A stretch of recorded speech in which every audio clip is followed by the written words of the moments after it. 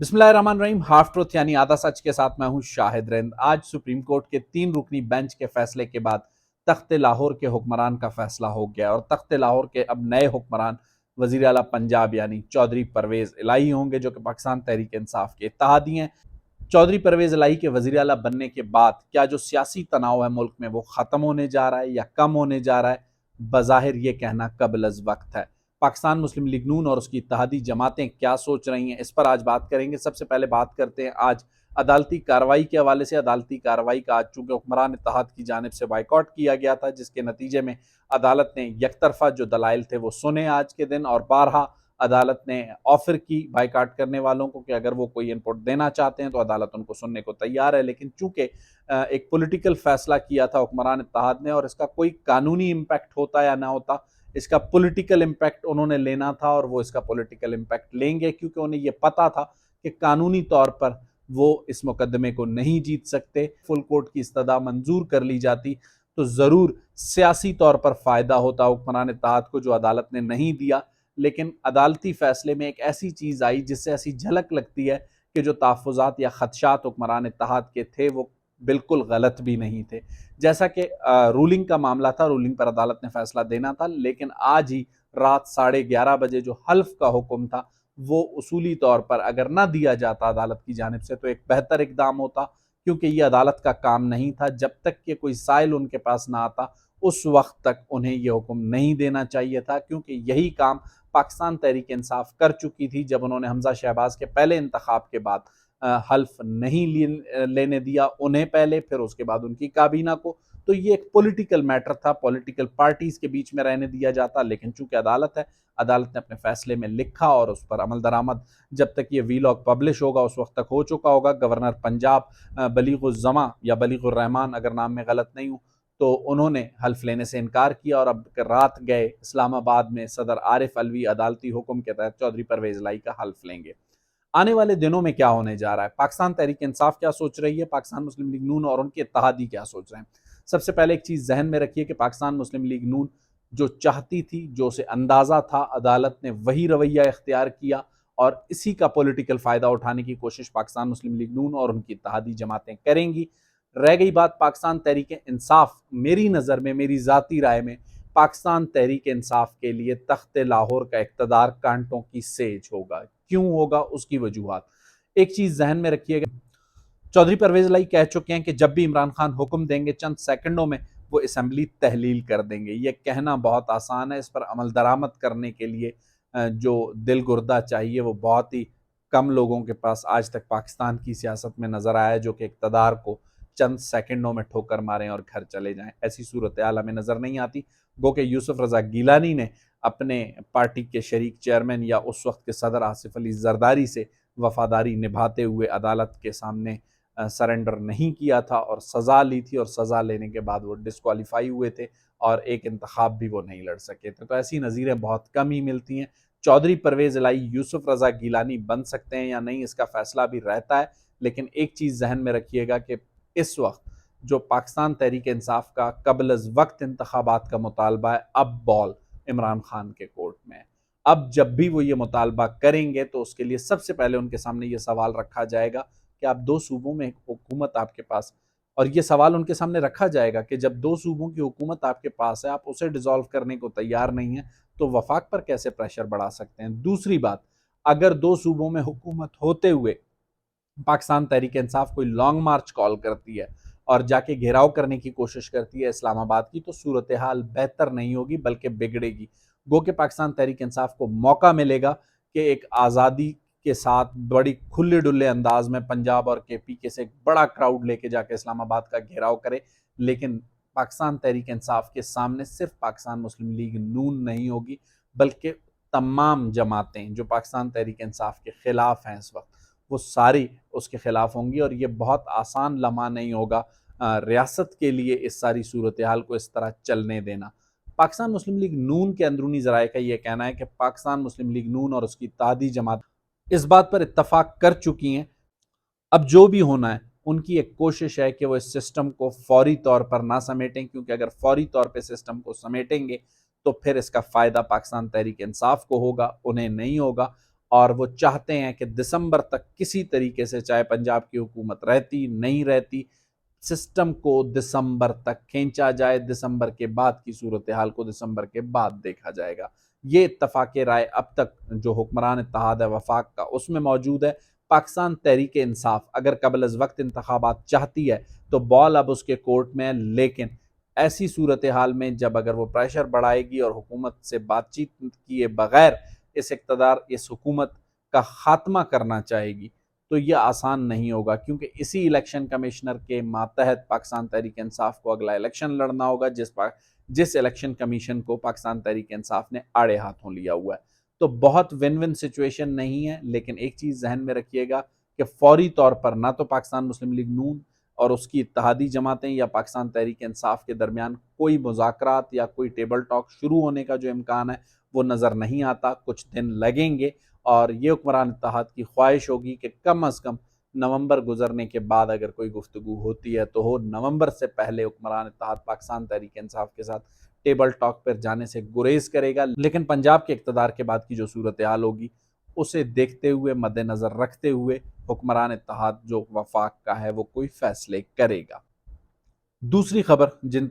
جس پر ہم آپ سے بات کریں گے، دوسری سب سے اہم خبر اس وقت بلوچستان کے حوالے سے میں بات کرنا چاہوں گا۔ بلوچستان اس وقت ڈوبا ہوا ہے، اور بلوچستان میں جو بارشیں ہیں، جو مونسون کا اسپیل ہے، اس نے بلوچستان کا کوئی ایسا علاقہ نہیں ہے جہاں پر سیلابی ریلیں نہ آئے ہوں، جہاں پر کچے مکانات منہدم نہ ہوئے ہوں۔ پی ڈی ایم اے کے ہی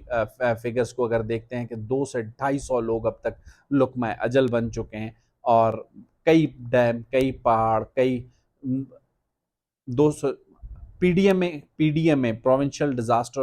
پروونشل ڈیزاسٹر مینجمنٹ اتھارٹی کے ہی اگر اعداد و شمار کو اٹھائیں تو صرف 200 سے 250 لوگ جو ہے اس بارشوں میں اپنی زندگی کھو چکے ہیں۔ ان بارشوں کی تباہیوں کے نتیجے میں کتنے ہی مکانات منہدم ہوئے، کئی ڈیم متاثر ہوئے، کئی برساتی نالے بکھرے ہوئے پانی کی طرح جو ہے نا وہ پانی ان میں چلتا رہا، اور کئی ایسے پل ہیں جنہیں نقصان پہنچا۔ اگر قابل ذکر بات کرتے ہیں تو سب سے بڑا کراچی ہب کا جو کنیکٹ کرتا ہے بلوچستان کو سندھ سے کراچی کے مقام پر، وہ ہب کا پل بہہ گیا۔ اس کے علاوہ مچھ کا جو پل ہے جو مچھ سٹی کو کوئٹہ کے ساتھ اور جو ہائی وے بولان کے ساتھ کنیکٹ کرتا ہے وہ اس کا ایک حصہ بہہ گیا۔ مکران کوسٹل ہائی وے 3 سے 4 جگہ پر بند ہے۔ اس کے علاوہ بیلا کے قریب جو نیشنل ہائی وے ہے وہ تقریباً 2 سے 3 جگہ پر ڈسٹرب ہوئی ہوئی ہے اور بند ہوئی ہوئی ہے۔ ان ساری صورتحال میں، اس ساری تباہی میں میری ایک کوشش، ایک خواہش تھی کہ ان دنوں میں کوئی ایک ایسی تصویر نظر آئے کہ جہاں عوام مشکل میں ہے، جہاں عوام تکلیف میں ہے، وہاں ہمارے منتخب نمائندے اگر کچھ نہیں کر سکتے، چاہے وہ حکومت کے ہوں، اپوزیشن کے ہوں، چاہے وہ صوبائی اسمبلی کے رکن ہوں یا قومی اسمبلی کے رکن ہوں، وہ کہیں پر نظر آئیں۔ لیکن ابھی تک مجھے کوئی ایسی تصویر نظر نہیں آتی جہاں گہرے پانی میں پر ڈوبے ہوئے کسی کچے مکان کے قریب مجھے کوئی رکن قومی اسمبلی، کوئی سینیٹر، کوئی ایم پی اے بیٹھا ہوا نظر آتا، کھڑا ہوا نظر آتا۔ وہ عوام کے لیے کچھ نہ کر سکتا ہوتا، صرف ان کی تکلیف میں ان کے ساتھ کھڑا ہوتا، تو بھی عوام سمجھتی کہ ان کے منتخب نمائندے ان کے ساتھ موجود ہیں۔ اس دوران جب بلوچستان ڈوب رہا تھا، ہمارے منتخب نمائندے سلیمانی ٹوپی پہن کر اس وقت بلوچستان سے غائب ہیں۔ جو تصویریں آتی ہیں اس میں منتخب نمائندے، چاہے وہ حکومت کے ہوں یا اپوزیشن کے ہوں، اپوزیشن ویسے ہی یہاں فرینڈلی ہے اور برائے نام ہے، وہ اسلام آباد اور کراچی کے ٹھنڈے کمروں میں یا پھر کوئٹہ کے ٹھنڈے کمروں میں موجود ہیں، اور وہاں سے بیٹھ کر ایک پریس ریلیز جاری کرنے کو اپنا فریضہ سمجھتے ہیں، اور اسی کے فریضے کو ادا کرتے ہوئے اگلے دن اخبارات میں ان کے بیانات ضرور چھپتے ہیں۔ لیکن عوام بھی بے حس ہے، عوام پھر انہی منتخب نمائندوں کو واپس اسمبلیوں میں لے کر آئے گی، تو جیسے آپ نے حکمران چنے ہیں وہی آپ کے حالات ہوں گے۔ اس کی ذمہ داری کسی اور پر نہیں، بلوچستان کی اپنی عوام پر عائد ہوتی ہے۔ اس وقت جب بلوچستان ڈوبا ہوا ہے، ہمارے منتخب نمائندے کہاں ہیں؟ یہ سوال عوام نے ان سے پوچھنا ہے، اور بہت دور نہیں، چاہے انتخابات وقت پر ہوں یا قبل از وقت ہوں، سال سوا سال بعد ہی ہونے، لیکن عوام بھول جائے گی ان تمام باتوں کو، کیونکہ ہم بڑی جذباتی قسم کی قوم ہیں اور جذباتی نعروں میں بہہ جاتے ہیں۔ اس وقت جو صورتحال ہے بلوچستان کی وہ انتہائی تباہ کن ہے۔ حکومت سلیمانی ٹوپی پہن کر غائب ہے۔ حکومت سلیمانی ٹوپی پہن کر کیوں غائب ہے؟ حکومت کو یہ سوچنا چاہیے۔ جو الزامات سابق وزیر اعلیٰ جام کمال پر ان کی اپنی جماعت کے لوگ یا اپوزیشن کے لوگ لگاتے تھے،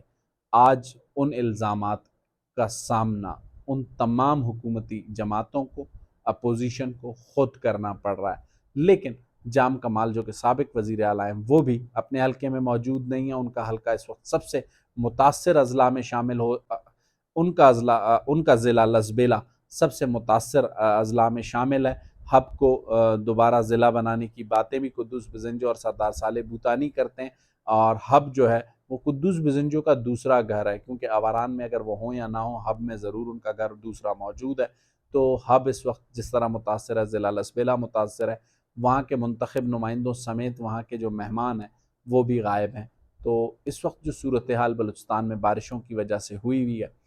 اگر منتخب نمائندے کچھ نہیں کر سکتے تو اپنی عوام کے درمیان اگر موجود ہوتے، ان کا دکھ درد بانٹتے، ان کی تکلیف کو بانٹتے، تو کہا جا سکتا تھا کہ وہ عوام میں سے ہیں۔ اگر وہ عوام میں سے ہوتے تو آج وہ اسلام آباد بلوچستان ہاؤس کے ٹھنڈے کمروں میں نہیں بیٹھے ہوتے، وہ عوام کے درمیان موجود ہوتے۔ آنے والے دنوں میں وہ واپس پہنچیں گے، فوٹو سیشنز بھی ہوں گے، ریلیف اینڈ ریسکیو کے جو آپریشنز ہیں وہ بھی ہوتے رہیں گے، اور ان سب پر بتایا جائے گا کہ ہم نے عوام کو کتنا راشن، کتنی سپلائی فراہم کی۔ آج گو کہ تھوڑی سی کوشش مشیر داخلہ اور پی ڈی ایم میں ضیاء لانگو نے کوئٹہ میں پریس کانفرنس کر کے ادا کرنے کی کوشش کی ہے۔ ترجمان بلوچستان حکومت بھی اسی طرح کی کوششیں اسلام آباد میں بیٹھ کر رہی ہیں، لیکن عملی طور پر گراؤنڈ پر مجھے ابھی تک کوئی تصویر اور کوئی ویڈیو ایسی نظر نہیں آئی کہ چیف منسٹر سے لے کر منتخب نمائندوں، ایم پی اے، اپوزیشن اور گورنمنٹ کا کوئی اپنے حلقوں میں نظر آیا ہو۔ اگر آپ کے پاس کوئی تصویر اور کوئی ویڈیو ایسی موجود ہو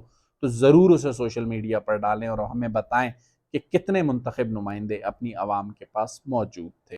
جانے سے پہلے جو بھی اس وقت کانسٹیٹیوشنل سچویشن تھی، جو ایک جوڈیشل ایکٹیویزم کی سچویشن تھی، اس پر ایک بات ضرور ایڈ کرنا چاہوں گا۔ آج جب عدلیہ اور حکومت آمنے سامنے تھے اور ایک ایسی صورتحال تھی جب لگ رہا تھا کہ اداروں کے سامنے تصادم کی سی صورتحال ہے، ادارے ایک دوسرے سے الجھ رہے ہیں، اداروں سے میری مراد حکومت اور عدلیہ ہے، اس وقت میں یہ سوچ رہا تھا کہ بہت سے ایسے سپریم کورٹ بار کے سابق صدور جو موجود ہیں سپریم کورٹ میں، لائرز موومنٹ میں بلوچستان کا ایک ہیرو تھا جس کا نام علی احمد کرد تھا۔ علی احمد کرد مجھے کہیں نظر نہیں آیا، اور میں نے یہ سوچا کہ علی احمد کرد سے رابطہ کر کے ان سے پوچھوں کہ عدلیہ اور جو حکومت ہے وہ آمنے سامنے ہیں، آپ عدلیہ کا ایک اہم ستون ہے، سپریم کورٹ بار کے سابق صدر رہ چکے ہیں، اس کے علاوہ جوڈیشری کی جو موومنٹ ہے یا رول آف لا کی جو تحریک ہے، کانسٹیٹیوشن کی جو تحریک ہے، آپ اس کے ہراول دستے میں اب سے نہیں 1970 سے رہے ہیں۔ جی ہاں، علی احمد کرد 1970 سے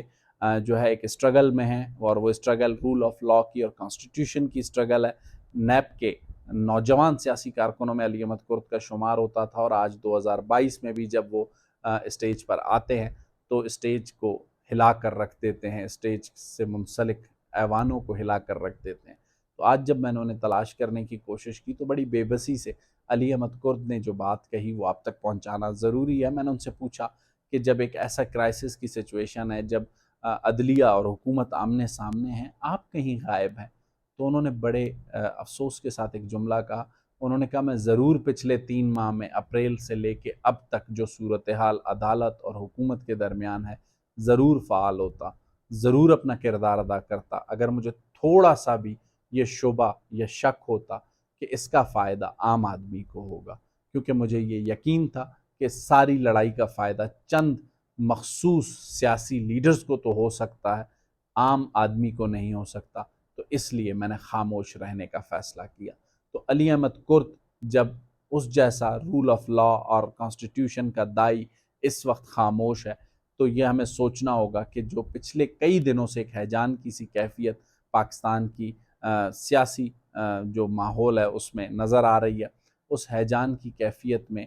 بینیفیشریز کون ہیں؟ کیا یہ اسٹرگل صرف عوام کے لیے ہے یا چند سیاسی خاندانوں کے لیے ہے؟ جو کچھ علی احمد کرد سوچ رہے ہیں، کیا عام آدمی بھی یہی سوچ رہا ہے؟ اگلے ویلاگ تک مجھے شاہد رند کو اجازت دیجیے۔ اللہ حافظ۔